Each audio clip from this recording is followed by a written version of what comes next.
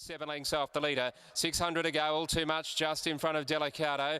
Dance Master camped over the leaders, about to pull to the outside. Firebird's on the inside, and then Flying Force, Cut Snake into the outside as Proxy. Around the turn, 400 to go. All too much sprints off the bend. Firebird's into the clear. Dance Master the outside, Delicato dropped off. Proxy trying to put in from Flying Force under pressure behind them, then Cut Snake. 200 to go, all too much in front. Dance Master's cutting it down. All too much in front of Dance Master, then Firebird and Proxy still winding up. All too much in front, holding them at the moment. Dance Master coming late with Proxy, but all too much clings on, I think.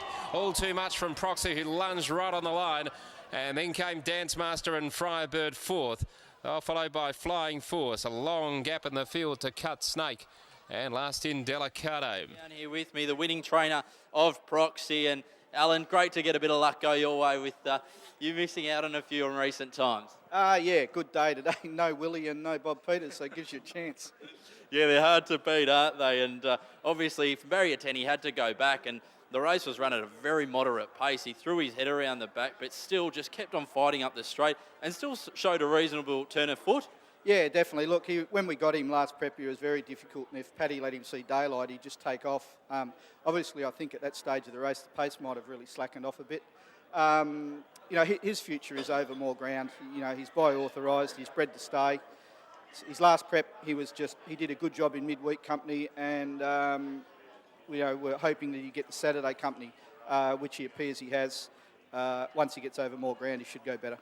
Look, it may not have been a case of punters not wanting him at his first two runs this preparation, but he started at $21 and $14, and he's still paid quite well here at around the $4 or $5 marker. He seems to come back an improved horse, and he's only going to get better over further. Yeah, definitely, and with a bit more age. You know, if he can stay sound, and he's just sort of starting to relax a bit now. In 12 months' time, he can get the Saturday company and win staying races now. 12 months' time, he might be at the top end of them. You know. What about near future, Alan? What's the target with him? Look, with him, he'll just step up now. As I said, you know, a mile first up, and then we didn't find anything, so he went back to the races off 7 days into his second run, which was a bit difficult for him. Fortnight into today, yeah, we'll step up to some staying races now. And Al, of course, later on in the day, you've got the likes of First Trade and in the last Max Almighty backing up. How do you rate those two's chances? Yeah, First Trade, you know, it's a little bit difficult whether she's a Saturday horse, but we'll find out today. She may not get to lead. There might be a bit more pressure on. And Max Almighty, originally I was disappointed with his run last start, but when you look at the sectional times, he couldn't have gone any quicker. Al, congratulations, and hope it continues for you today. Thank you.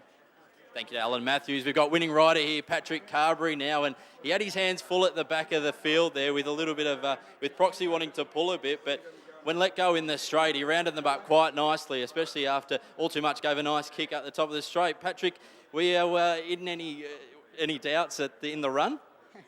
I wasn't too happy the way he was over racing early, but he's a difficult horse. You know, obviously, probably ideally his 2,000 metres is his best distance, but he worked well on Tuesday. But Alan sort of obviously tried to keep him a bit fresh, being still in a while, but he just wasn't that keen on stepping him up for this run.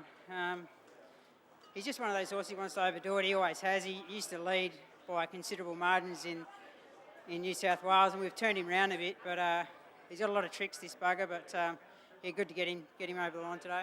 He still wants to go fierce, as we saw there in the run, but his first two runs here, did you expect him to go that well fresh in his campaign here? Well, his work had been really good, but his fresh form says that he wouldn't go well, and you know, he hadn't run a place in any of his two first up and second up runs, but he ran really good first up, just got a bit tired, and then his second up run, although he had all the favours and he settled well, you know, he ran really well, but his work was really good on Tuesday.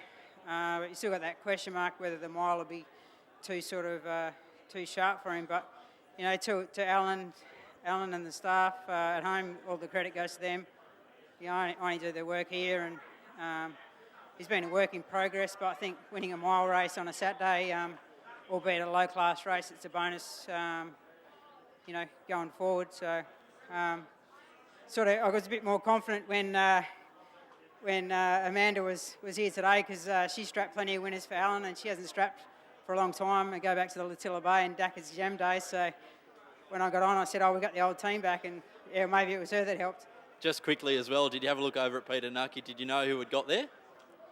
I thought I'd got there, but it's pretty hard to tell when you're on the outside, and obviously you're just trying to get him to the line. But he wasn't actually laying in much, but he's got a few tricks, so I just thought I'd give him a whack in the left, and I reckon he stretched out a bit better today because it's just something different. Just might have made the difference today. Well done, Paddy, and good luck on your other 2 rides on Al's horses. Cheers, thanks.